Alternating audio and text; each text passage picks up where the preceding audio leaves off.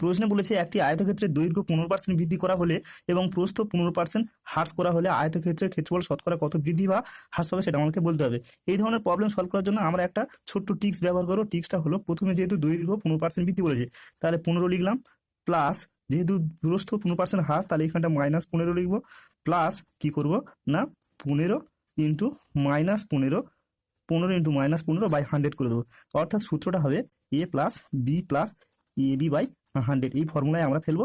যদি এটা result positive হয় তাহলে বৃদ্ধি পাবে, আর যদি রেজাল্ট নেগেটিভ হয় তাহলে হ্রাস পাবে। অর্থাৎ এটা কেটে যাবে, এই দুটো কেটে গিয়ে হয়ে যাবে -15 ইন্টু 15 বাই 100, 5 3 15, 5 20, আবার 5 3 15, এইখানটা 5 4 20, অর্থাৎ 9/4, অর্থাৎ 2.14%। যেহেতু এটা নেগেটিভ অ্যান্সার আছে, অর্থাৎ কি হবে না 2.14% হ্রাস পাবে।